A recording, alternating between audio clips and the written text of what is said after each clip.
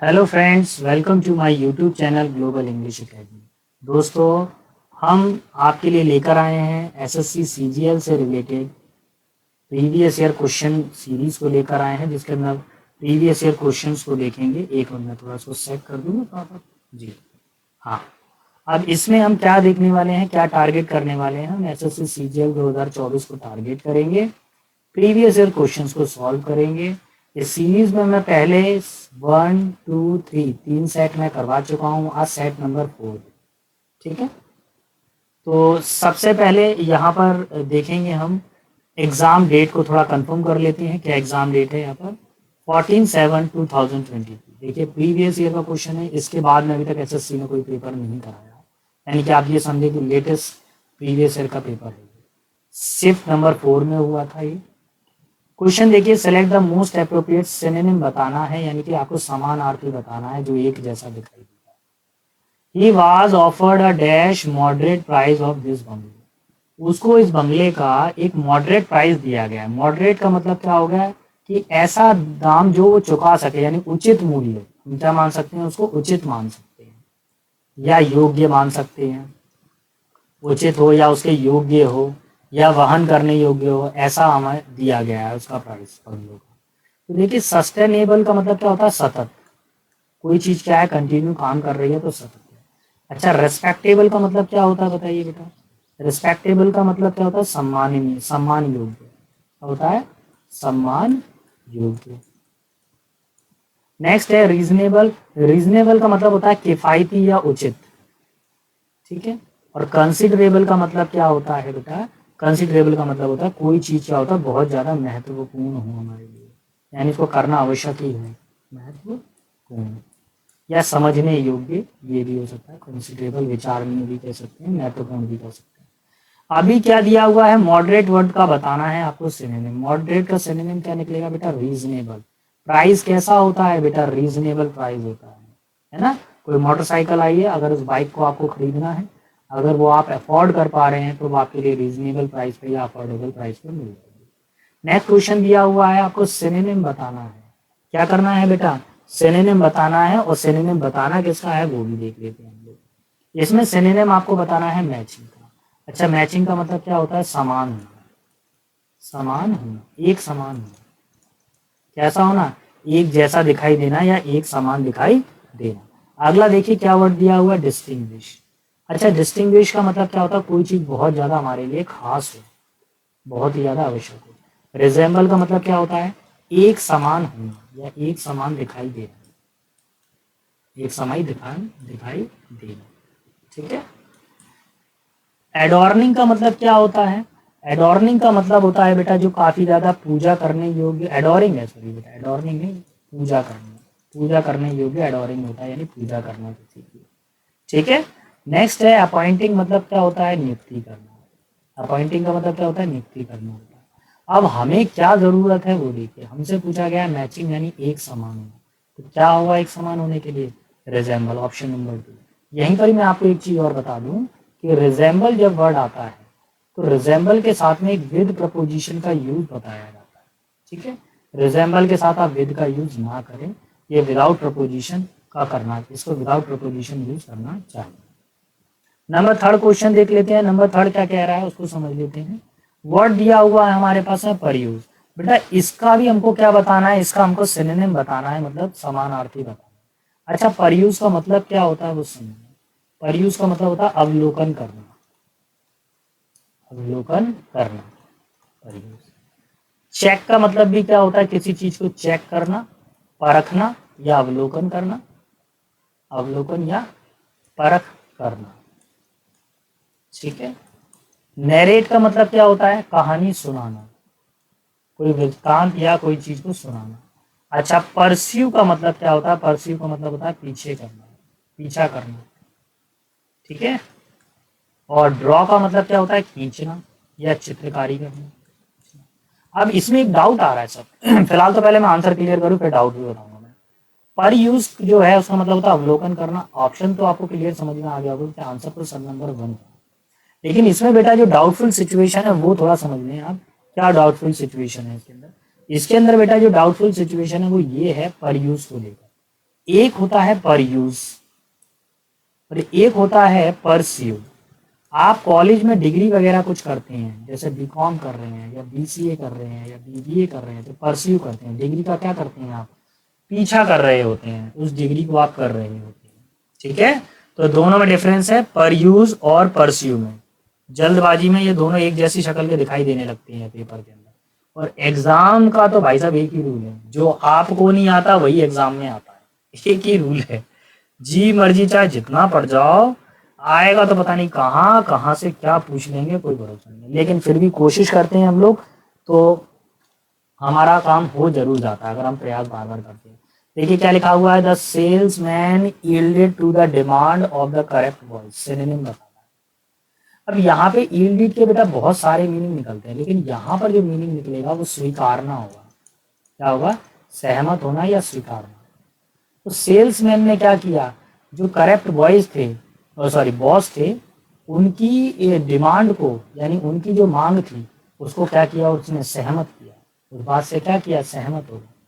तो सहमत होने के लिए या स्वीकारने के लिए कौन सा वर्ड आता है? कंसीड होता है। कौन सा वर्ड आता है? कंसीड आता है। यही इसका आंसर है, ऑप्शन ए। बाकी ऑप्शंस को भी मैं चेक कर लूंगा। हाउंडेड का मतलब क्या होता है? पीछा किया जाना। किसी का अगर आप पीछा कर रहे हैं तो पीछा किया जाना। ठीक है, किसी का पीछा किया जा रहा है, ट्रैक किया जा रहा है किसी को, तो हाउंडेड। अच्छा, ट्रेंडेड का मतलब क्या होता है? ट्रेंड का मतलब क्या होता है? प्रवृत्ति। ट्रेंडिंग में क्या चल रहा है आजकल, तो वो ट्रेंड जो होता है यानी प्रवृत्ति या प्रचलन में। नेक्स्ट है कॉर्टेड। कॉर्टेड का मतलब क्या होता है बेटा? निवेदन होता है। कॉर्टेड का मतलब क्या होता है? निवेदन करना होता है। ठीक है बेटा, कॉर्टेड का मतलब क्या हो गया? निवेदन करना। हमारा आंसर एक बार चेक करेंगे, क्या बनेगा? ऑप्शन 1। सॉरी,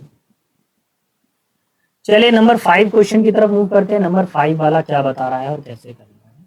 वर्ड दिया गया है हमारे पास में डेरिसन, और डेरिसन का मीनिंग क्या होता है? उपहास करना। डेरिसन का मतलब क्या होता है? उपहास करना या मजाक उड़ाना किसी का, मजाक करना, मजाक उड़ाना। यहाँ पर आपको एंटेनिम बताना है बेटा, विपरीतार्थी बताना है किसी भी चीज का। तो डेरिसन का मतलब मजाक करना होता है। इससे रिलेटेड बाकी वर्डों को भी देखते हैं। पहला वर्ड है डिसइंटीग्रेशन। इंटीग्रेशन का मतलब समाकलन होता है, और डिसइंटीग्रेशन का मतलब क्या होता है? विघटन। विघटन यानी अलग करना, सेपरेट करना किसी को। ठीक है। एडमायरेशन का मतलब बता दीजिए क्या होता है बेटा? एडमायरेशन का मतलब प्रशंसा। क्या होता है एडमायरेशन का मतलब? किसी की प्रशंसा करना, प्रशंसा। अच्छा, नाउन है तो केवल प्रशंसा होगा बेटा, प्रशंसा करना नहीं होगा, केवल क्या होगा? प्रशंसा होगा। ठीक है। अच्छा, एस्टिमेशन का मतलब क्या होता है बेटा? एस्टिमेशन का मतलब होता है अनुमान लगाना। एस्टिमेशन का मतलब क्या होता है? अनुमान। टर्मिनेशन का मतलब क्या होता है? टर्मिनेशन का मतलब होता है समाप्ति। किसी भी चीज को हम क्या करते हैं? समाप्त कर देते हैं, तो समाप्ति क्या कहलाती है? टर्मिनेशन। टर्मिनेटर मूवी आई थी, देखी ना टर्मिनेटर मूवी, आर्नोल्ड की मूवी, पूरी एक सीरीज आई थी। तो वो क्या था? टर्मिनेटर था। वो क्या करता? हर चीज को हटा देता था, समाप्त कर देता था, आने वाली प्रॉब्लम्स को समाप्त करता जाता था। क्वेश्चन नंबर 6 पर आ जाते हैं। 6 क्या कह रहा है? 6 के पहले क्वेश्चन को पढ़ लेते हैं। Select the most appropriate antonym आपको बताना है बेटा। क्या बताना है आपको? इसका विपरीत बताना है, एंटेनिम आपको बताना है। देखिए, the emperor was consider as wicked. Wicked का मतलब क्या होता है? कोई व्यक्ति बहुत ज्यादा बुरा हो। कैसा हो? बहुत ज्यादा बुरा हो, शैतान टाइप का हो। कैसा हो? शैतान टाइप का। अब एंटेनिम बताना है, विपरीत आर्थी बताना है। वर्टियस का मतलब होता है भला व्यक्ति। सैवेज का मतलब क्या होता है? सैवेज का मतलब होता है जंगली। ठीक है। फियर्स का मतलब क्या होता है? भयंकर, भयानक या भयंकर। अच्छा, वील का मतलब क्या होता है? काफी ज्यादा नीच व्यक्ति हो उसको वील बोला जाता है। अब क्या बोला गया है? शैतान यानी विक्ट। विक्ट हो गया माइनस, आपको बताना है इसका प्लस, यानी आपको इसका उल्टा बताना है। तो आंसर क्या हो जाएगा? ए फॉर अमेरिका, वर्चुअस इसका फाइनल आंसर हो जाएगा। ठीक है। चलिए, अब मैं अगले क्वेश्चन की तरफ मूव करूंगा, क्वेश्चन नंबर नेक्स्ट की तरफ मूव करूंगा, क्वेश्चन नंबर 7। अब क्वेश्चन 7 क्या कह रहा है उसको जान लेते हैं। इसमें आपको जो बताना है वो वन वर्ड सब्स्टिट्यूशन बताना है। क्या बताना है? वन वर्ड सब्स्टिट्यूशन बताना है। देखिए मेरी कोशिश ये है कि कम समय में आपको ज़्यादा से ज़्यादा कंटेंट मिले, ठीक है। आपका जो पेपर में क्वेश्चन आ रहा है, जिस लेवल का क्वेश्चन बन रहा है, वो क्वेश्चन आप तक पहुंचे। बाकी सारी चीजें बकवास है। अगर आप तक आपका इंपॉर्टेंट कंटेंट नहीं पहुंच पा रहा है, सर जो पढ़ा रहे हैं वो एग्जाम में नहीं आ रहा है, जिस मेथोडोलॉजी से पढ़ाया जा रहा है वो काम नहीं कर रही है, या हमारे एग्जाम में उसका कोई महत्व नहीं है, तो बेटा सब चीजें बेकार। आप सिर्फ वही पढ़िए जो पेपर में आता है या जैसा आता है, ठीक है। अब यहाँ पे देखिए ये भी प्रीवियस ईयर क्वेश्चन पेपर ही है। A person who does not believe that God exist, ऐसा व्यक्ति जो भगवान में विश्वास नहीं करता है, जो भगवान के अस्तित्व में विश्वास नहीं करता है। पहला वर्ड है ब्लैस्फेमी, ये होता है ईश निंदक। ये क्या करता है, भगवान की बुराई करता रहता है, ईश्वर की निंदा करता रहता है, उसको कुछ भी मिलेगा तो भी बुराई करता रहेगा। दूसरा है एथीस्ट यानी नास्तिक। नास्तिक व्यक्ति कौन होता है, जो भगवान के अस्तित्व को नहीं मानता है, ठीक है, वो होता है नास्तिक व्यक्ति। इररिवरेंट, और इररिवरेंट का मतलब क्या होता है, अपमानजनक, अपमानजनक, ठीक है। नेक्स्ट अगला लेटर है हमारे पास प्रोफेन। प्रोफेन का मतलब होता है अपवित्र करना, अपवित्र करना या अपवित्रीकरण। अच्छा सुने, प्रोफेन का एक मीनिंग और हो सकता है मिलावट करना, ठीक है। भोजन सामग्री के अंदर मिलावट कर देना, पूजा पाठ की चीजों में मिलावट कर देना। जैसे बाजार में आप खोआ या मावा लेने के लिए गए, तो आजकल क्या करते हैं, उसका सैंपलिंग बना देते हैं, आर्टिफिशियल मावा या खोआ बना के दे देते हैं आपको। मिठाइयों के अंदर मिलावट कर रहे हैं, पूजा पाठ के सामान में मिलावट कर रहे हैं, ठीक है। तो ये जो मिलावट होती है प्रोफेन कहलाती है। फिलहाल अभी हमको क्या रिक्वायरमेंट है, ऑप्शन नंबर 2 की रिक्वायरमेंट है, यही हमारा फाइनल आंसर हो जाएगा। क्यों हो जाएगा, जो भगवान के अस्तित्व में विश्वास नहीं करता वो कौन कहलाता है, अथीस्ट कहलाता है। मैं क्वेश्चन नंबर 8 की तरफ मूव करूंगा। क्वेश्चन नंबर 8 क्या कह रहा है, क्वेश्चन नंबर 8 में ही बेटा वन वर्ड सब्स्टिट्यूशन पूछा गया है हमसे। अ बुक और set of books giving information about all area of knowledge. तो देखिए पहला वर्ड क्या है हमारे पास है बेटा, डिक्शनरी। डिक्शनरी का मतलब क्या होता है, शब्दकोश। भाई डिक्शनरी तो लगभग सारे लोग जानते हैं सब। शब्दकोश, Hindi to English, English to Hindi. Encyclopaedia क्या होता है, ये होता है विश्वकोश। इसके अंदर क्या होता है कि जो बुकें होती हैं, जितनी भी बुक्स हमारे पास में होती हैं, उन बुक्स का पूरा संग्रह इसके अंदर होता है कि कौन कौन सी बुक्स हैं, कैसे कैसे हैं। आपने गूगल पे देखा होगा विकिपीडिया या एनसाइक्लोपीडिया, तो एनसाइक्लोपीडिया क्या होता है, हाउस ऑफ नॉलेज होता है। दुनिया की कोई भी इंफॉर्मेशन आपको चाहिए, एनसाइक्लोपीडिया, विकिपीडिया या गूगल पे चले जाइए। नेक्स्ट है एंथोलॉजी। एंथोलॉजी क्या होता है, पदावली। अब पदावली क्या होता है वो भी समझेंगे। आप गद्य और पद आपने पढ़े थे, है ना, हिंदी के अंदर गद्य और पद होते हैं, तो जो उन पद को पढ़ना जो होता है वो क्या कहलाता है, पदावली। वॉल्यूम का मतलब क्या होता है, वॉल्यूम मतलब एक तो आवाज भी होता है, एक घनत्व के रूप में भी यूज किया जाता है। साइंस के अंदर भी वॉल्यूम होता है। देखिए यहाँ पर जो हमारा परफेक्ट आंसर हो जाएगा बेटा, ऑप्शन नंबर 2 हो जाएगा। ऑप्शन नंबर 2 के अंदर क्या है कि बुक्स का कलेक्शन होता है बेटा, और बुक्स के अंदर से इंफॉर्मेशन देखी जाती है। सर डिक्शनरी में क्या होता है, डिक्शनरी में बेटा केवल वर्ड्स होते हैं, वर्ड्स के मीनिंग होते हैं, बुक्स का लेन देन नहीं है। डिक्शनरी एक छोटा ग्रुप हो सकता है, एनसाइक्लोपीडिया बड़ा ग्रुप हो सकता है, ये डिफरेंस है। नंबर 9 पर आ जाते हैं। 9 क्या कह रहा है, क्वेश्चन नंबर 9। अच्छा, शार्प प्रैक्टिस का मतलब क्या होता है, देखिए शार्प प्रैक्टिस का मतलब क्या होता है, बेईमानी। क्या होता है बेटा, बेईमानी करना, किसी से चीट करना या छल करना, बेईमानी। ब्रीफली का मतलब क्या होता है, संक्षिप्त। किसी चीज को क्या करें हम लोग, शॉर्ट फॉर्म में लिखें, संक्षिप्त। डिसऑनेस्टी का मतलब भी क्या होता है, बेईमानी होता है, और यही हमारा आंसर होने वाला है, ठीक है, बेईमानी यही हमारा आंसर है। बाकी ऑप्शन को भी मैं चेक करूंगा। फ्रीक्वेंटली, फ्रीक्वेंटली का मतलब क्या होता है, बार बार, कोई चीज क्या हो, बार बार हो रही हो, फ्रीक्वेंटली। नियर बाय का मतलब क्या होता है, समीप, कोई चीज आपके पास में रखी हुई है तो क्या हो गई, समीप हो गई, ठीक है बेटा। क्वेश्चन नंबर 9 ये आइडम एंड फ्रेजेस का था, और ये पेपर में बार बार पूछा जाने वाले क्वेश्चंस में से एक। अब देखिए मैं इसको नया पैटर्न कहूंगा, इस तरह के क्वेश्चंस आना अब लाजमी है, क्योंकि जैसे जैसे एजुकेशन सिस्टम बढ़ता जा रहा है उसी हिसाब से कंपटीशन का लेवल भी बढ़ता जा रहा है, लेवल ऑफ क्वेश्चन भी उसके अंदर वैसे ही तगड़े लेवल पे आ रहे हैं। अब इस क्वेश्चन में पूछा क्या गया है, एक हिंट वर्ड देखिए क्या लिखा हुआ, आइडम एंड फ्रेजेस, मुहावरे और कहावत आपको बताना। वैनिला मेड अ बिग फर्स अबाउट अ स्मॉल प्रॉब्लम।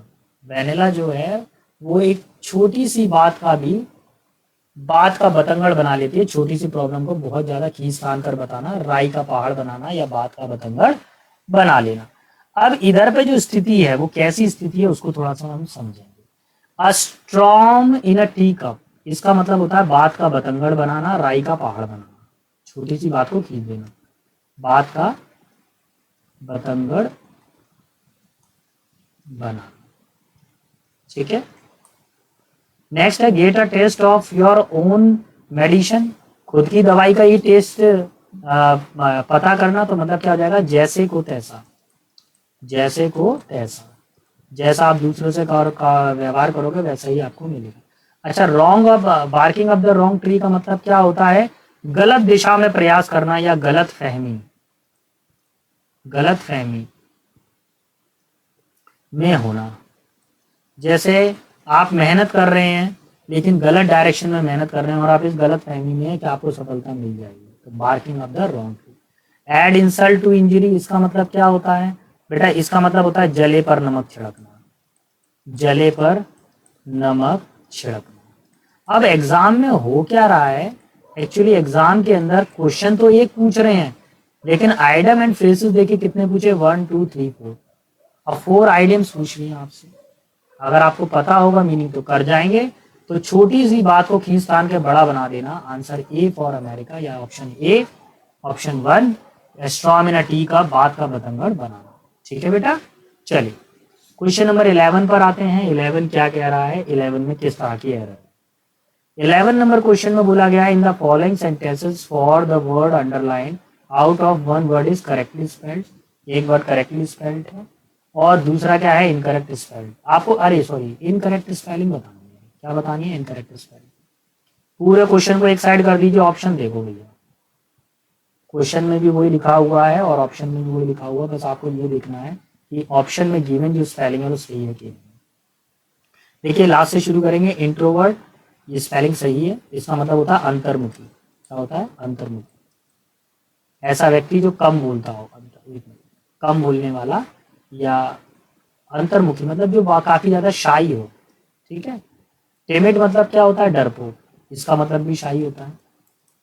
ठीक है, फैमिलियर का मतलब क्या होता है, जो आपसे व्यवहारिक हो, मिला जुला, मतलब पहचान, फैमिलियर हो, व्यवहारिक हो, व्यवहारिक। ठीक है, तो देखिए इसकी स्पेलिंग करेक्ट है, इसकी स्पेलिंग करेक्ट है, इसकी भी स्पेलिंग करेक्ट है। एडोलसेंस की जो स्पेलिंग है वो गलत दी गई है, हमें क्या ढूंढना था, इनकरेक्ट स्पेलिंग वाला ही देखना था।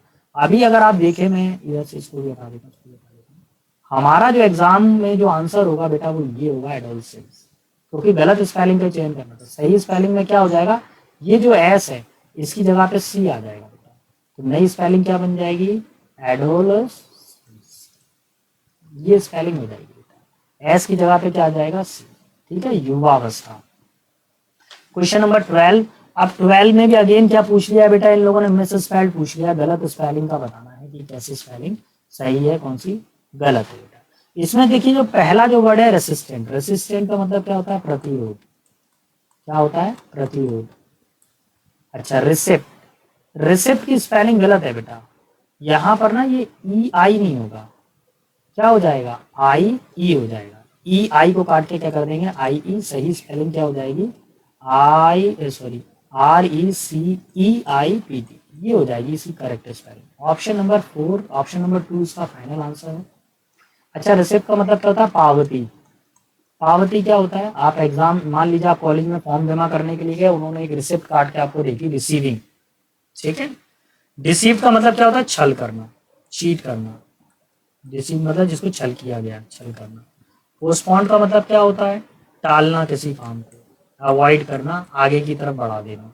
ठीक है, आंसर हमारा 2 हो जाएगा। नंबर 13 पर आए, 13 में क्या करना है, आपको गिवन सेंटेंस के अंदर एक ग्रामेटिकल एरर बतानी है। तो देखें चेक करते हैं, इट इज आ रहा है, ए आ रहा है, आर्टिकल, आर्टिकल के बाद में एडजेक्टिव आ रहा है। ठीक है, पार्टी एक नाउन है, ये भी ठीक है यहाँ तक, full stop. I am enjoying the party, enjoying के बाद में द पार्टी एक नाउन फॉर्म में आ रहा है, ठीक है। अच्छा थोड़ा सा इसको होल्ड करते हैं, बाकी को भी चेक करते हैं। It is a party, I am enjoying an party. देखिए हमेशा ध्यान रखें कि जो दा का यूज क्या करता है, दा का यूज हमेशा ये बताता है कि पहले कोई घटना हुई है और वही घटना अगर दोबारा होती है तो repetition of any action is shown with the help of the, या repetition of any noun is shown with the help of the. अब इसके अंदर क्या है, पार्टी की चर्चा पहले हो गई है, दोबारा से पार्टी वर्ड आ रहा है और एन का यूज हो रहा है, तो ये तो हो नहीं सकता। दूसरा देखिए इट इज पार्टी, अरे भैया नाउन से पहले ये तो बता दो सिंगुलर है कि प्लूरल है, नहीं बेटा ये भी नहीं होगा। It is the party, the पहले लगा दिया बाद में एन आ रहा है तो एरर है। केवल पहला वाला ही ऑप्शन करेक्ट है, क्यों? क्योंकि देखिए पहले बोला गया कि यह एक अच्छी पार्टी है और मैं इस पार्टी को एंजॉय कर रहा हूँ। किस पार्टी को एंजॉय कर रहा हूँ? पहले वाली पार्टी को, द पार्टी, ठीक है। अच्छा अच्छा देखिए देखिए यहाँ पे क्या कर दिया है, वन का बना दिया ऑप्शन सी, क्या ऑप्शन सी आंसर है क्या? नहीं। टू में बना दिया ऑप्शन बी, नहीं। थर्ड में बना दिया ऑप्शन डी, नहीं। फोर्थ में ऑप्शन ए, और हमारा ऑप्शन ए ही तो सही था, तो यही हमारा फाइनल आंसर होगा। देखो कितना क्लोज दिया है इन्होंने, कभी कभार बेटा ऐसा भी आ जाता है पेपर में, काउंटिंग आगे कुछ लिखी हुई है, ऑप्शन कुछ कर दिए हैं, मिक्स कर देते हैं, ठीक है। चलिए क्वेश्चन नंबर 14 की तरफ मैं मूव करता हूँ। 14 वाला क्या कह रहा है इसको देख लेता हूँ।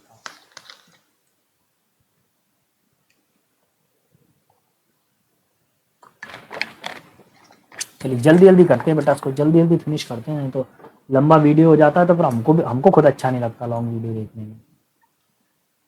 The ability of funds will be ensured if they all try to submit। एक फॉर्मूला, एक चीज याद रखें आप, अगर कभी भी अगर will shall आ जाए प्लस वर्ब की फर्स्ट फॉर्म आ जाए तो बीच में बेटा if आएगा, और if आने के बाद में वर्ब की फर्स्ट फॉर्म या फिर क्या आती है, फिफ्थ फॉर्म आती है। तो देखो सर will और shall तो आ गया, will आ गया, ठीक है। अच्छा वर्ब की फर्स्ट फॉर्म नहीं आ रही है तो कोई दिक्कत नहीं है, पेसिव ऑर्डर आ गया, कोई दिक्कत नहीं है। if आ गया सर, if आ रहा है, दे हो गया सब्जेक्ट, ट्राइड कौन सी फॉर्म आ रही है, सेकंड फॉर्म आ रही है। यहीं पर ही एरर है बेटा, सेकंड फॉर्म नहीं आनी चाहिए, कौन सी फॉर्म आनी चाहिए, फर्स्ट फॉर्म आनी चाहिए या फिफ्थ फॉर्म आनी चाहिए।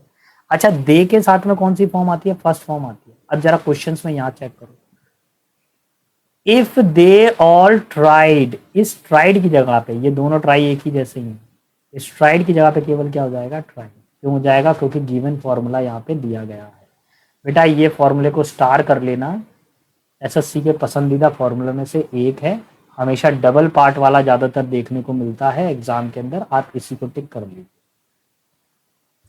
अच्छा बैक में मैं आंसर टिक और कर दूं ना, क्या आंसर बताया था मैंने इसका, ऑप्शन नंबर 4 इसका फाइनल आंसर था।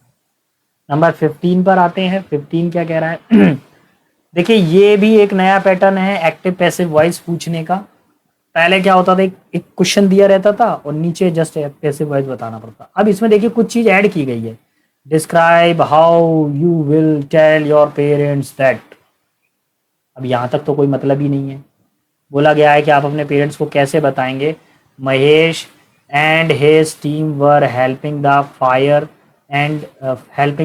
And rescue team in passive voice. Passive voice में कैसे बताएंगे इस बोल्ड किए हुए सेंटेंस को। तो देखो इतना सब में दिमाग मत लगाओ, आप तो सिर्फ इतना देखो, वर आ रहा है, वो वर्ब की फोर्थ फॉर्म आ रही है। एक्टिव वॉइस का एक छोटा सा फॉर्मूला याद रखें, अगर आपके पास में सब्जेक्ट आ जाए, वाज या वर आ जाए,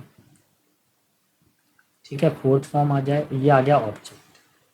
तो पैसिव वॉइस बनाते समय इस ऑब्जेक्ट को यहाँ रख दो, ये ऑब्जेक्ट यहाँ पर आके सब्जेक्ट बन जाता है, लेकिन फिर भी मैं यहाँ पे ऑब्जेक्ट ही लिख रहा हूँ, ठीक है, जिससे ज़्यादा कन्फ्यूजन क्रिएट ना हो। ज़्यादा टेक्निकल लैंग्वेज के चक्कर में पेपर भी टेक्निकल जैसा हो जाता है, फिर बैठे रहो लगाते रहो टेक्निक। अरे भैया क्लियरली मेंशन है यार, ऑब्जेक्ट ऊपर रखा है तो वो ऑब्जेक्ट मैंने यहाँ रख दिया, अब उसका नाम बदल के कुछ उल्टा सीधा बताने लगो, बेफिजूल में कन्फ्यूजन फैलाना। बच्चों के पास इतना टाइम होता नहीं है। अभी लूसेंट की जीके याद करोगे, धरे रह जाओगे बेटा, अभी लूसेंट की जीके भी पढ़नी है। चलो देखो बेफिजूल में कॉम्प्लिकेटेड बना देती है चीज़ों को। देखो यहाँ पे बहुत आसान है, वाज वर आ गया, वाज वर आ गया, वर्ब की फोर्थ फॉर्म आ गई और बीइंग आ गया, और वर्ब की थर्ड फॉर्म, फिर बाय लगा दो बेटा और सब्जेक्ट लगा दो, ठीक है। ये हमारा एक फॉर्मूला हो गया, बेसिक फॉर्मूला। मैंने टेक्निकल वर्ड यूज नहीं किया, मैंने सीधा सिंपल लैंग्वेज में लिख दिया। ठीक है, पेपर में जो जरूरत है बस वही चीजें देख लो। क्वेश्चन 1 में देखो, वाज वर्ग के साथ में बीन लगाए, इतने फॉर्मूले में कहीं पे बीन लगाए क्या, कैंसिल करो, उसकी जरूरत नहीं है। क्वेश्चन में देखो, the fire rescue team being आ रहा है लेकिन वर्ब नहीं आ रहा, इसको भी हटाओ यहां से। The fire rescue team helped, second form आ रही है, इसकी रिक्वायरमेंट नहीं है। एक ही बचा है, the fire and rescue team was being help, हो गया आंसर, यही आंसर है। फिर भी समझ में नहीं आए, एक बार वीडियो को दोबारा से देख लीजिए, और डाउट है तो बेटा मेरे पास आप व्हाट्सएप कर लीजिए, टेलीग्राम दिया हुआ है ना। स्पेशल ऑफलाइन गधे जो बच्चे बैठते हैं, वो गधों को मैं परेशान हूँ मैं तुमको, बेटा नहीं आ रहा समझ में तो आप मेरे से 10 बार पूछो, बैठे रहते हैं फिर लास्ट टाइम के लिए। अरे मैं किस लिए हूँ, मैं आपका डाउट क्लियर नहीं हो रहा तो बेकार है मेरा पढ़ाना, है ना। तो ऑफलाइन बैच में भी अगर आप क्लास कंप्लीट हो गई, आप पूछिए बाद में भी मेरे से, है ना। बाकी जो ऑनलाइन है तो बेटा प्लीज आप लोग तो ऑनलाइन ही रिवर्स करके देखें ना। ठीक, नंबर 16 देखिए, 16 कैसे काम करेगा। 16 वाला भी देखिए एक्टिव पैसिव वॉइस है। ये बेटा ओल्ड पैटर्न पे डिपेंड करता है, पहले प्रीवियस ईयर पैटर्न कुछ इस तरीके के आते थे। मैं इसका एक फॉर्मेशन बना देता हूँ, एक्टिव वॉइस में क्या क्या होना चाहिए। अच्छा, एक्टिव वॉइस में ये इंटेरोगेटिव वाला है, तो मैं इंटेरोगेटिव वाला ही फॉर्मूला आपके सामने प्रेजेंट करूंगा। देखिए, पहले डेड आ गया, देन सब्जेक्ट आ गया, वर्ब की फर्स्ट फॉर्म आ गई, ऑब्जेक्ट क्वेश्चन। पैसिव वॉइस में बना रहा हूँ, डिड की वजह से मैं यहाँ पे वाज या वर का यूज करूंगा, फिर देन ऑब्जेक्ट यूज करूंगा, वर्ब की थर्ड फॉर्म आ जाएगा, बाय आ जाएगा, सब्जेक्ट आ जाएगा, देन क्वेश्चन मार्क आ जाएगा। अब इन सारी चीजों को एक एक करके आपको मैच करना पड़ेगा। डिड तो यहाँ पे ठीक है, सब्जेक्ट भी ठीक है, ये वर्ब की फर्स्ट फॉर्म। अच्छा, एक इंपॉर्टेंट टिप ये है कि यहाँ पे नॉट लगा हुआ है, तो आपको यहाँ पर भी क्या करना पड़ेगा, नॉट लगाना। सेम नॉट अगर आप देखें तो ऑब्जेक्ट के बाद में यहाँ पर भी आपको नॉट लगाना पड़ेगा। अब फॉर्मूले के अकॉर्डिंग चलते जाते हैं, सारी चीजों को मैच करते हैं। Did you not buy the tickets to Dehradun. अब टिकट्स प्लूरल नंबर है ना बेटा, ये बताइए टिकट सिंगुलर है कि प्लूरल है। बेटा टिकट्स जो है वो प्लूरल वैल्यू, प्लूरल वैल्यू के लिए वाज आता है कि वर आता है, सर वर आता है। तो देखिए, वाज तो कैंसिल हो गया, हैड कैंसिल हो गया, अब दो ही चीजें बची हैं, या तो ऑप्शन 1 और ऑप्शन 2 बचा। अब ऑप्शन 1 और ऑप्शन 2 को जरा ढंग से मैच कर लीजिए। ऑप्शन नंबर 4 को अगर आप देखते हो तो इसमें एक वर्ड आ रहा है बीइंग का तो इसमें कहीं दूर दूर तक ताल्लुक ही नहीं है, तो बीइंग तो हो गया कैंसिल। ऑप्शन 1 ही इसका फाइनल आंसर है। आप इसको फिर से देखेंगे, फिर से समझेंगे, नहीं आए फिर पूछिएगा, ठीक है। अब मैं आ जाता हूं क्वेश्चन नंबर 17 पर। 17 क्या कह रहा है, देखिए चूंकि ये 25 क्वेश्चन होते हैं, लॉन्ग क्वेश्चन होते हैं, पूरा डिटेल में जाना पड़ता है। ऐसा मैं 5-5 10-10 मिनट की क्लासेस नहीं ले पाऊंगा, क्योंकि उससे आपका सिलेक्शन नहीं होने वाला 5-5 10-10 मिनट की क्लास से। जब तक आप क्वेश्चन के डिटेल को प्रॉपरली नहीं समझेंगे कि हाँ इसका आंसर है तो क्यों है, और नहीं है आंसर तो क्यों नहीं है, ये दोनों चीजें जिस दिन आपको समझ में आ गई, गारंटी है बेटा आपका सिलेक्शन हो जाएगा। और हार मत मानो, सर लास्ट ईयर मेरी परफॉर्मेंस गड़बड़ थी, मेरा नहीं हो पाया। कोई तुमसे कहता है तुमसे नहीं हो पाएगा, उस गधे को ये बोलना तेरा नहीं हुआ तो तू चुप बैठ, मेरा तो सिलेक्शन होगा, मैं तो लगातार मेहनत करूंगा, मेरा तो सिलेक्शन होगा, और होता है बेटा। हार मत मानो, डटे रहो मैदान के अंदर। चलिए बेटा, अब इस क्वेश्चन के अंदर आगे का प्रोसेस को हम समझते हैं, ये क्या कह रहा है। अगर इसमें क्या होता है, हमेशा एक स्टोरी अरेंजमेंट की तरह काम करते हैं। मैं इसके ऊपर एक पूरा डिटेल क्लास लेकर आऊंगा। फिलहाल समय की मांग को देखते हुए मैं केवल आपको इंपॉर्टेंट कंस्ट्रक्शन की तरफ मूव कर देता हूं। इसका जो आंसर है, अगर आंसर ही मैं पहले क्लियर कर देता हूं जिससे आपको बनाने में सुविधा हो जाएगी। आंसर इसका ऑप्शन डी है, और ये क्यों है वो देखेंगे। देखिए, सेंटेंस की शुरुआत में बी आएगा। It is very likely for youngster to seek advice from the their elder. देखिए, युवाओं को अपने बुजुर्गों से क्या करना चाहिए, हमेशा एडवाइस लेते रहना चाहिए, ये उनके लिए इंपॉर्टेंट हो जाता है। भाई सबसे पहले बुजुर्ग एडवाइस करेंगे तभी तो यंगस्टर आगे बढ़ पाएंगे। फिर ऑप्शन डी आता है, इन द सिमिलर कॉन्टेस्ट। और अगर इसी को अगर हम सिमिलरली देखें, even the elders are in most likelihood expect to give their advice as a word of guidance. और ये ड्यूटी जो है, एडवाइस अगर यंगस्टर मांग रहे हैं तो ओल्डर जो एल्डर है, हमारे बुजुर्ग हैं, उनकी भी ये ड्यूटी होती है कि वे उनको एक अच्छी एडवाइस दें, उनको प्रॉपर गाइडेंस करें। फिर सी आता है, emphasizing upon the times that prevailed, the youth very much get their queried answer systematically. अगर हम ये कहें, अगर लगातार अगर युवा यंग लोग अगर एल्डर्स से अगर एडवाइस करते रहते हैं कंटिन्यू, तो उनको एक सिस्टमेटिक आंसर मिलते रहते हैं। जैसे मैं भी आप लोगों को पढ़ा रहा हूँ, मेरे टीचर ने मेरे को पढ़ाया होगा और उनके टीचर ने उनको पढ़ाया होगा, या कोई तरीका है ना, जो आपके जैसे मेरे पेरेंट्स ने मेरे को कोई इन्फॉर्मेशन दी और उनके पेरेंट्स ने उनको इन्फॉर्मेशन दी, तो ये प्रोसेस था। उसी प्रोसेस को फॉलो करते हुए आगे बढ़ते हैं और हमारे जितने भी क्वेश्चंस होते हैं उन सबके डाउट आते, उन सबका आंसर हमको मिलता जाता है। It is because the practical people in the society boast of having a practical approach to the life. क्योंकि आप ऐसा इसलिए भी होता है कि जिन लोगों ने जीवन को प्रैक्टिकली देखा है, देखिए दो तरह के लोग हैं। एक बंदा क्या है कि स्विमिंग सीखना चाहता है, उसने स्विमिंग के ऊपर बहुत सारी किताबें पढ़ ली, उसने केवल बुक्स रीडिंग की है स्विमिंग के ऊपर, लेकिन आज तक कभी पानी में नहीं उतरा। और एक बंदा जिसने स्विमिंग के ऊपर बुक्स नहीं पढ़ी है, लेकिन वो रिवर नदी के अंदर वो उतर गया है तैरने के लिए, स्विमिंग के लिए। तो मेरा ये मानना है, आपको क्लियरली समझ में आ रहा है कि कौन जीतेगा। भाई जो रेगुलर स्विमिंग कर रहा है, जिसने लाइफ को प्रैक्टिकली देखा है, जिसने एडवर्सिटीज को देखा है, प्रॉब्लम को फेस किया है, वो जल्दी आगे निकल जाएगा। इसलिए बेटा आपको बोला जाता है कि आप मॉक टेस्ट लगाइए। क्यों बोला जाता है? जब रेगुलर आप मॉक टेस्ट लगाएंगे, प्रैक्टिकल पर डे आप पेपर टेस्ट प्रैक्टिस करेंगे, तभी तो आप निकल पाएंगे आगे। चलिए, तो फाइनल आंसर मैंने बता ही दिया था। अच्छा, ऑप्शन नंबर बोला देखेंगे, क्वेश्चन नंबर 18 क्या कह रहा है भैया, जल्दी जल्दी करें, थोड़ा सा लंबा प्रोसेस हो रहा है। 18 वाले में क्या दिया हुआ है इसका मैं बता देता हूँ। पीठ भी मेरी दर्द हो रही है, लेकिन हारने का नहीं है, मैं खेलेगा। चलिए, यहाँ पे ऑप्शन नंबर जो है वो देखेंगे कैसे कैसे सेट है। देखिए बी से तो सेंटेंस शुरू होगा, ये बात तो कंफर्म वो बता रहे हैं। एक डी आ रहा है, डी को साइड कर दीजिए, जो कर दीजिए मैं आपको बताऊं। देखिए पहले आता है नाउन और देन आता है प्रोनाउन। अब नाउन में देखिए क्या है, द स्ट्रेंज चाइल्ड, ये एक नाउन है, और शी क्या है, प्रोनाउन है। तो पहले नाउन आएगा कि प्रोनाउन आएगा? पहले प्रोनाउन। एक बात कंफर्म है, पहले आ गया बी। अब उसके बाद में अगले स्टेटमेंट को पढ़ते हैं, the strange child is the story of young girl who believe she is the only one on the planet.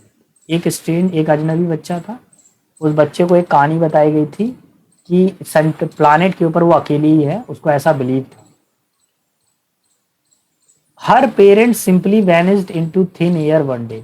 और एक दिन क्या हुआ, उसके जो माता पिता थे वो गायब हो गए, ठीक है, मतलब धरती से चले गए या उसको छोड़ के चले गए। और ऑप्शन नंबर, अब जरा बी के बाद में ए को भी चेक कर लेते हैं। But she has no idea an aunt and uncle are waiting for her. अच्छा देखिए, बट की सिचुएशन क्या होती है कि इस सिचुएशन में पहले क्या बोला गया कि उसको बोला गया कि उसके माता पिता तो चले गए, लेकिन उसको ये पता चला कि संसार में मेरे चाचा चाची भी हैं। अगर सेंटेंस को मैं प्रॉपर अरेंजमेंट करूंगा तो मेरे को एक ही चीज मिलेगी कि पहले पेरेंट्स गए हैं, उसके बाद में उसको इन्फॉर्मेशन मिली है कि उसको चाचा चाची भी हैं। तो पहले तो पेरेंट्स चले गए, देन उसके बाद में उसको पता चला कि उसके चाचा चाची इस संसार में उसका इंतजार कर रहे हैं। और last option number 4, she travel the world in the search of the Nevada because she aspire to reside the Mojave desert. वो मोजेवे डेजर्ट में रहती थी और इसलिए वो अपने अंकल आंटी की तरफ, यानी सर्च ऑफ नेवदा यानी अंकल आंटी की तरफ वो गई। तो देखेंगे अगर प्रॉपर अगर ऑप्शन में मैच करूँ तो option number 3 is our final answer. ठीक है, एक स्टोरी अरेंजमेंट है, एक बच्ची है, उसको ये लगता था मैं संसार में अकेली हूँ। कुछ समय बाद में उसके माता पिता छोड़ के चले गए, उसके बाद में उसको पता चला कि मेरे अंकल आंटी भी रहते हैं, फिर वो अंकल आंटी के पास में गई। अंकल आंटी के पास में जाने के लिए उसको मोजेवे जो डेजर्ट था वहाँ पे जाना था, तो उसने अपना सफर जारी रखा। ठीक है, क्वेश्चन नंबर 19 की तरफ बढ़ता हूँ मैं भैया। 19 क्या कह रहा है? 19 वाले में भी देखेंगे हम लोग ऑप्शन के थ्रू काम करेंगे सबसे पहले। देखिए मैं आपको बार बार एक ही चीज कहता हूँ बेटा कि पहले जो है, पहले कभी भी प्रोनाउन नहीं आएगा, पहले एक नाउन आता है। देखिए यहाँ पे जो स्टेटमेंट हमको दिया गया है, इसके अंदर स्टेटमेंट में वी क्या है, प्रोनाउन है। तो थोड़ा सा इसको अभी आप एक साइड रख लीजिए, इसको भी नहीं पढ़ेंगे। इवन ड्यूरिंग अवर पिलग्रिमेज, यात्रा करते समय, अरे भैया पहले यात्रा का कोई नाम आम तो पता चले, यात्रा करते समय ऐसे शुरू कर दिया बीच में से, तो ये बी वाले ऑप्शन से तो शुरू हो नहीं सकता। अच्छा देखिए, ऑप्शन ए गया, ऑप्शन ए गया। ए से सेंटेंस शुरू नहीं हो सकता, मैं आपको पहले ही क्लियर कर देता हूँ। बी से तो कोई सेंटेंस शुरू किया ही नहीं है। अच्छा देखिए दोबारा से डी वाले ऑप्शन में क्या है, प्रोनाउन दिया गया है। क्या दिया गया है, प्रोनाउन दिया गया है। मैंने आपको क्या बोला कि पहले किसी भी सेंटेंस में एक नाउन आता है देन प्रोनाउन आता है, क्योंकि ये क्वेश्चन उस तरीके के बेस्ड है, इसलिए मैं आपको वही चीज बता रहा हूँ, हर बार ऐसा नहीं होता। जिस तरीके का पोर्शन है वही मैं आपको बता रहा हूँ। तो पहले नाउन आना चाहिए देन क्या आना चाहिए, प्रोनाउन हमारे पास में आना चाहिए। तो मैं नाउन से ही शुरू करूंगा। अवर माइंड, अवर माइंड एक नाउन है। Our mind is a resourceful enough to find the shortcut in simple and easy way. हमारा दिमाग क्या है, ऐसा है, ऐसी मशीन है कि जो क्या करता है, आसान तरीके ढूंढ लेता है जीवन में से। किसी भी चीज का क्या करेगा, आसानी ढूंढेगा। हर जगह पे आराम चाहिए हमारे दिमाग को, तो यही काम है। ज्यादा सा भी प्रेशर पड़ा, पढ़ाई का जरा सा लोड पड़ा, बीमार दुखी हो गए। तो पहले तो भैया ऑप्शन नंबर 1 आ गया, सी सेंटेंस हो गया। अगर सी से सेंटेंस शुरू है तो फिर ए आएगा। We often make all things around us the way we want them. हम हमेशा यही चाहते हैं कि जो चीजें हमारे आसपास में है वो हमारे मुताबिक हो। फिर ऑप्शन बी आ गया। इवन ड्यूरिंग अवर पिलग्रिमेज, और जब हम अपनी तीर्थ यात्राओं पे जाते हैं, we have begun to look for whatever makes our heart happy, give comfort to our body and peace to mind. अब यहाँ से गए आप वैष्णो देवी की यात्रा करने गए। वैष्णो देवी की चढ़ाई बहुत ज़्यादा है। जब चढ़ाई बहुत ज़्यादा होती है तो लोग क्या करते हैं, खच्चर वगैरह ले लेते हैं। वो गधे होते हैं ना, लेके जाते हैं खच्चर, ऊपर की तरफ को जाता है, उसको उससे यात्रा करके जाते हैं। अब घर से तो कह के ये निकले थे, अरे हम माता जी पे जाएंगे, दर्शन करने जाएंगे, और भोग उल्लास की सारी वस्तुएं लेके जा रहे हैं। पैदल यात्रा नहीं करी है, ट्रेन का टिकट लिया, एरोप्लेन का टिकट लिया, फिर माता जी के दर्शन पे जा रहे हैं, फिर वहां पे भी खच्चर गाड़ी करके जा रहे हैं, है ना। तो अब ऐसी स्थिति में क्या होता है, हमारा मन कहीं ना कहीं तो हमारे लिए आरामदायक चीजें ढूंढ लेता है। It is as if external solution will fulfill our needs, we do not want to make any special effort even in our spiritual research। तो भैया देखिए, कुल मिला के ये है कि अगर हम लोग सत्य की खोज करना चाहते हैं तो हमको क्या करना पड़ेगा, थोड़ा सा हमको मेटेरियलिस्टिक कम होना पड़ेगा, स्पिरिचुअल ज़्यादा होना पड़ेगा।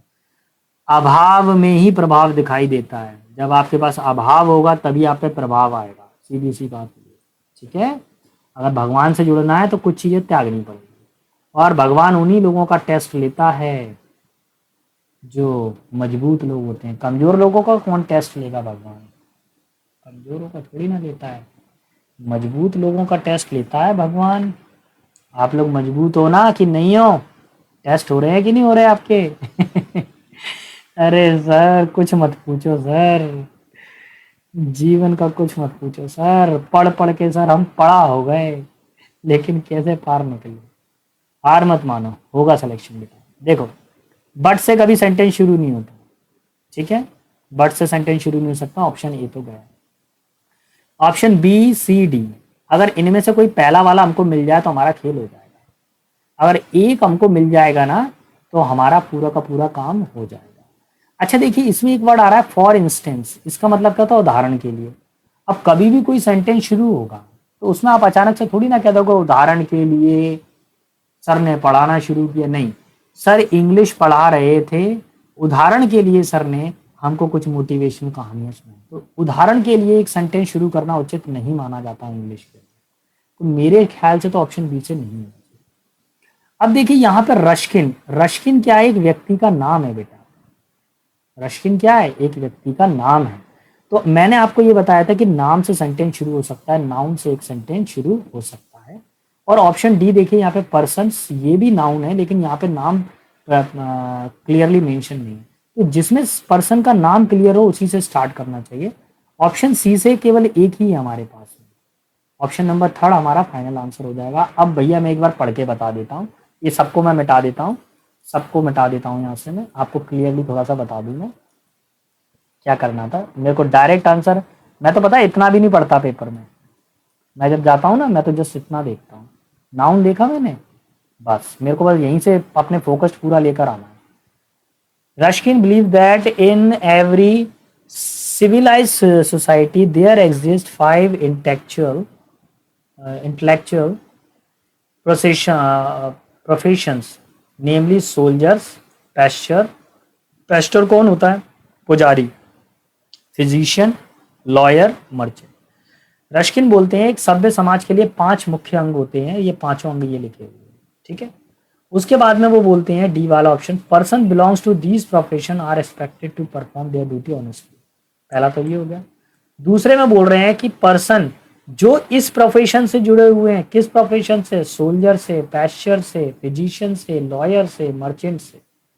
तो दीज कभी भी आएगा ना तो इसमें क्या करते हैं कि दीज का यूज होता है कि जिस इसका मतलब होता है इस चीज की चर्चा पहले हो चुकी है। कैसे चर्चा पहले हो चुकी है? मैंने बाजार से pen, pencil, book, register, writing pad खरीदा और ये सब वस्तुएं और ये सब चीजें मैंने लाइब्रेरी में रख दी। तो ये सब कौन सी चीजें? दीज, यानी पहले इसका इंडिकेशन कर दिया था मैंने। फिर ऑप्शन नंबर किस पर आएंगे? बी वाले पर आएंगे, the merchant. Sir the merchant क्यों बोला गया? जब किसी चीज का रिपीटेशन को शो करते हैं तब हम दा का यूज करते हैं। हालांकि यहाँ पर भी दा यूज हो गया, कोई दिक्कत नहीं है। The merchant for instant must supply perfect and pure thing to people. जो व्यापारी होता है उसको हमेशा शुद्ध चीजें लोगों को बेचनी चाहिए या देनी चाहिए। बट लास्ट एक रह गया, ऑप्शन नंबर 4 यही होगा। But the question that the perturb Ruskin's mind is what social pressure can be exercise against the dishonest. लेकिन भैया रस्किन के माइंड के अंदर क्या चल रहा है? देखिए कोई भी व्यक्ति हमेशा ईमानदार नहीं रह सकता, खासकर इस संसार में, ठीक है। कहीं ना कहीं उसका फॉल्ट हो ही जाता है। अब गलती नहीं करेंगे तो फिर भगवान नहीं बन जाऊंगा, अपन ही भगवान है, बन नहीं जाऊंगा मैं। गलती होगी तभी तो इंसान हूं मैं, ठीक है। चलिए भैया अब एक लास्ट पोर्शन रह जाता है, इसको भी देख लेते हैं। जवानों यहां तक डटे हुए तो थोड़ा सा और डट जाइए, सिर्फ 5 मिनट और दीजिए बस मेरे को। Learning a new language can be challenging. एक नई भाषा को सीखना क्या होता है? बहुत ही ज्यादा कठिन काम होता है। But it is also dash, लेकिन ये क्या हो सकता है हमारे लिए? कस्टमाइजिंग हो सकता है, रिवार्डिंग हो सकता है, या इनसिग्निफिकेंट या पॉइंटलेस। अच्छा एक चीज बताइए, इनसिग्निफिकेंट का मतलब क्या होता है? जो महत्वपूर्ण ना हो, महत्वहीन। क्या होता है? महत्वहीन। तो भैया भाषा का विकल्प क्या महत्वहीन होता है हमारे लिए? नहीं बेटा। पॉइंटलेस, जिसमें कोई उद्देश्य नहीं हो बेटा। मेरे हिसाब से आंसर हो जाएगा ऑप्शन नंबर 3, रिवार्डिंग होता है। क्या होता है? रिवार्डिंग, यानी हमको वो बहुत महत्वपूर्ण होती है, ठीक है, फायदा करती है। अगर आप इंग्लिश स्पीकिंग सीख लेते हैं तो आप ज्यादातर आप खाली नहीं बैठेंगे, आपको जॉब कहीं ना कहीं पे मिल जाएगी। देखिए आज के टाइम पे 2 ही स्किल बहुत ज़्यादा इंपॉर्टेंट है। एक आपकी कम्युनिकेशन स्किल जिसमें इंग्लिश बहुत इंपॉर्टेंट है, और दूसरा आपकी कंप्यूटर स्किल। 2 स्किल अगर आपके पास में है ना तो आप इजीली अपनी लाइफ को चला सकते हो। बाकी ब्रेन चाहिए भी है, ब्रेन के बिना तो काम नहीं चलेगा, दिमाग। It can open up new opportunities for communication. अगर सीखता है कोई व्यक्ति तो उसको क्या करते हैं? नए नए अवसर मिलते हैं बातचीत करने के, एंड कल्चर एक्सचेंज। भाषा की दम पे वो क्या करता है? कम्युनिकेशन करता है, नए नए कल्चर से जुड़ता है। जैसे मैं मान लीजिए एक बंदा है, जैसे क्या कहें, कैसे कल्चर जोड़ते हैं। जैसे मैं मध्य प्रदेश में रहता हूँ तो मेरे यहाँ पे फेस्टिवल का एक अलग कल्चर है, और एक बंदा कोई हरियाणा या पंजाब में रहता है उसका फेस्टिवल का एक अलग कल्चर है, ठीक है। जैसे मथुरा या वृंदावन के अंदर होली खेलते हैं। अब हम यहाँ पे ग्वालियर में होली खेलते हैं, मध्य प्रदेश में या ग्वालियर, मैं ग्वालियर का रहने वाला हूँ, तो ग्वालियर में यहाँ होली खेलते हैं। तो यहाँ पर क्या होता है? ज़्यादा हुड़दंग नहीं होता होली के टाइम पर। लेकिन आप मथुरा या वृंदावन में जाइए, वहाँ पर बहुत हुड़दंग होता है ना। फूलों की होली होगी, उसके बाद में पानी होली, लठमार होली, लड्डुओं की होली, हर तरह की होली है। गोबर वाली होली भी, कीचड़ वाली होली भी। When learning a new language, जब हम एक नई लैंग्वेज सीखते हैं, it is important to be patient. हमको क्या होना चाहिए? बहुत ही ज़्यादा पेशेंस होना चाहिए, हमारे पास बहुत ज़्यादा किसी भी चीज़ को सीखने का धैर्य होना चाहिए। एंड और क्या होना चाहिए? पेशेंस के साथ साथ क्या होना चाहिए हमारे पास? And dash yourself time to progress. तो हमको क्या करना चाहिए? समय देना चाहिए। किसी भी चीज़ को सीखने में क्या लगता है बेटा? समय लगता है, ठीक है। अब आप सोचो कि सर एक दिन में इंग्लिश आ जाए, तो भूल जाओ बेटा। एक दिन में मुझे भी नहीं आई, मेरे टीचर को भी नहीं आई होगी, उनके टीचर को भी नहीं आई होगी। प्रोसेस है ना, प्रैक्टिस करनी पड़ेगी ना, रेगुलर पढ़ना पड़ेगा, क्लास अटेंड करनी पड़ेगी। सीख जाते हैं, और कोई पहले से सीख के तो आता नहीं है। ठीक है, सब यहीं सीखते हैं। अब क्या बोला गया, one way to make language learning easier, एक तरीका है भाषा को आसान बनाने का। वो क्या तरीका है, डैश टू इट एवरीडे। अब हमको भाषा को क्या करना चाहिए जिससे हम भाषा को सीख सकें, हमको भाषा के प्रति कमिट रहना चाहिए, वफादार रहना चाहिए। हम रोजाना भाषा को बोले। आपको दुनिया की कोई भी इंग्लिश की किताब आपको इंग्लिश बोलना नहीं सिखा सकती। आप चाहे इंटरनेट पे चले जाइए, चाहे 100,000 वीडियो देख लीजिए, लेकिन जब तक आप बोलोगे नहीं तब तक आपको इंग्लिश स्पीकिंग नहीं आएगी। जैसे सिंगिंग है, गाना गाना है, आप गाने सुन रहे हैं, किताबें पढ़ रहे हैं, लेकिन कभी आप रियाज नहीं कर रहे हैं, तो आप अच्छे स्पीकर बन सकते हैं, अच्छे सिंगर बन सकते हैं? नहीं बन सकते। वही चीज इसके अंदर ये बता रहा है। ठीक है, हेजिटेंट का मतलब क्या होता है, कोई व्यक्ति बहुत हिचकिचाता है। फॉरगेट मतलब भूल जाना। प्रोक्रेस्टिनेट मतलब किसी चीज को टालना। अभी हमारा आंसर ए। चलिए लास्ट पर आते हैं।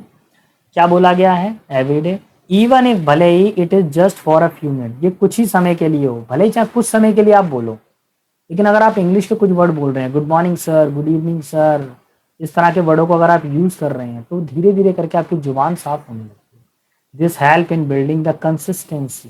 कंसिस्टेंसी का मतलब क्या होता है, कोई चीज लगातार चलती रहे। री इनफोर्स और पुनर्बलन, बार बार जब आप कंसिस्टेंसी से लगातार बोलते हैं, बार बार प्रैक्टिस करते हैं, वट यू आर लर्निंग, जो भी आप सीख रहे होते हैं। Practising speaking and listening is also important. भैया इंग्लिश की स्पीकिंग की प्रैक्टिस करना और उसको सुनना बहुत ज़्यादा ज़रूरी है, not just reading and writing. देखिए रीडिंग और राइट करने से तो आप सीख तो जाओगे, लेकिन लिखना और पढ़ना सीख पाओगे, लेकिन बोलना नहीं सीख पाओगे। और बोलना सीखने से पहले आपको सुनना पड़ेगा, है ना। जब आप सुनोगे तभी तो आपको पता चलेगा। अब आप सुन है नहीं रहे हो, अपनी अपनी इंग्लिश बोल रहे हो, नेक्स्ट लेवल की इंग्लिश, और आपकी तो कुछ अलग ही लेवल की होगी भैया, है ना, क्योंकि हम सीख रहे हैं ना। परफेक्ट तो कोई भी नहीं होता। By immersing your self in the language and culture, और फिर हम क्या करते हैं, हम उस भाषा को, उस भाषा से हम क्या करते हैं, लैंग्वेज और कल्चर में प्रयोग करते हैं, और उसी भाषा से ये किसी के लैंग्वेज, एक लैंग्वेज से किसी के कल्चर के बारे में भी पता चल सकता है। You can accelerate. एसिलरेट का मतलब क्या होता है, बढ़ाना। योर डैश, अब हम क्या बढ़ाएंगे किसी भी चीज में, हम अपने भाषा के अंदर प्रोग्रेस करते हैं। भाषा का स्टेमिना नहीं होता कि स्टेमिना बढ़ा रहे हो, नहीं। कॉम्प्लिसेंसी भी नहीं, पिच भी नहीं बढ़ाएंगे। भाषा का क्या, प्रोग्रेस करती है। भाषा हमारी प्रोग्रेस करती है and gain a deeper understanding of the language. और जब हम भाषा को बोलते हैं तो हमको भाषा के बारे में जानकारी लगती है और नॉलेज बढ़ती है हमारी। Learning a new language is not only practical. देखिए भाषा, नई भाषा को सीखना एक व्यवहारिक ही कौशल नहीं, but it is also dash. ये है क्या, dash, dash and can be fun experience. और ये क्या होता है, एक भाषा को सीखना एंजॉयबल भी होता है। हम लोग क्या करते हैं, एंजॉय भी करते हैं एक भाषा को जब सीखते हैं। तो ठीक है बेटा, देखिए मैं यहाँ पे 25 क्वेश्चन आपको करा दिए हैं CGL के। डेट भी आपके सामने मेंशन है।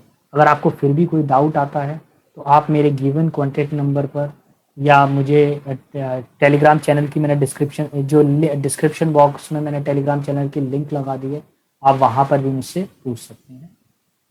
अगर आपको मेरा पढ़ाना पसंद आ रहा है तो कृपया करके चैनल को लाइक, कमेंट, शेयर, सब्सक्राइब, और कुछ भी होता है तो भैया वो सब कर देना।